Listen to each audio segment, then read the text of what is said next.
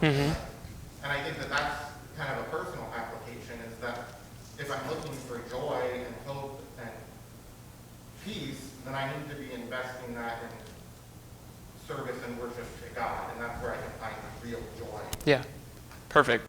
Perfect. And I'm glad that you pointed us back to chapter 8 as well, because the people get promised, the joy of the Lord will be your strength. And remember, they're crying and they're weeping, and you almost picture them saying, what are you talking about? Joy, like I am heartbroken and I'm far from where I need to be. But as things start to progress, as they start to say, we're going to do the law of the Lord, and they put people in place, and the end of chapter 12 talks about they're giving and they're supporting the work and they're all participating, there is a sense of joy that comes through of just doing what God wants you to do and finding that contentment in his plan.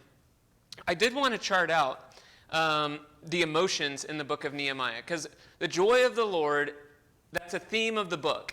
But I was thinking about the book and I thought, well, it doesn't always seem that joyous. And so what I did was I just went back to chapter 1 and I just jotted down any emotions that I could see listed out in the text. This is how the people felt. And then I used the Boyer taxonomy of word classification, and bad words go in red and good words go in green. And just see what you think and what we learn about the joy of the Lord. Okay, first thing, chapter 1. Shame and trouble over the broken walls. A couple verses in, that's how the people are feeling. Weeping and mourning over Jerusalem for Nehemiah. Anxiety and fear before the Persian king. Motivation and eagerness for the work. Okay, we're picking up, we're excited, we're ready to go. Oh, indignation and anger over the opposition, right? Remember all those people who were a thorn in their side. Discouragement and weariness during the building. We don't know if we can continue on. There's so much pushback.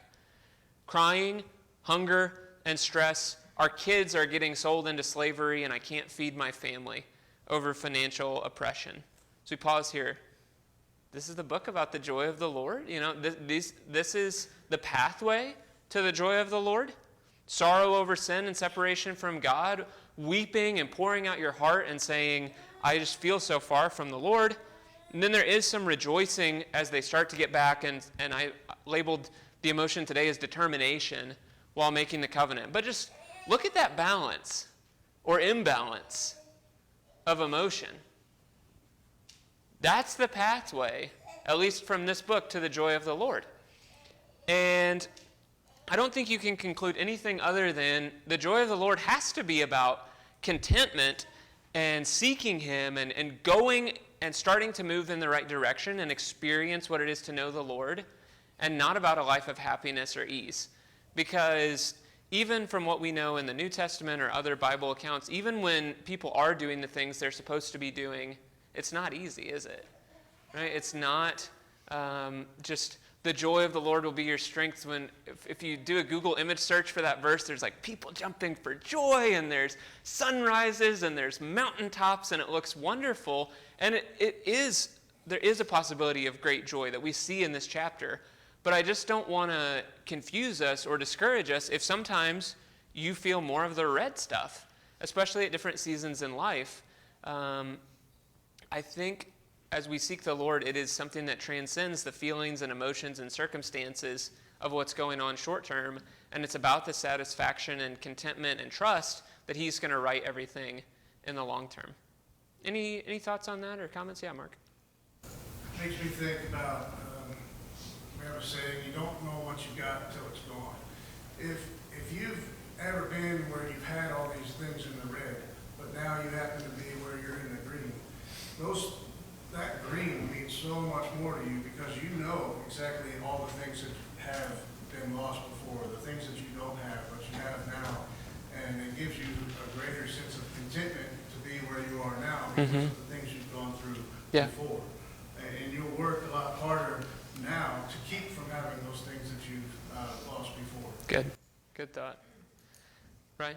C.S. Lewis has a long section where he talks about if you're living your life seeking happiness, you'll never find it.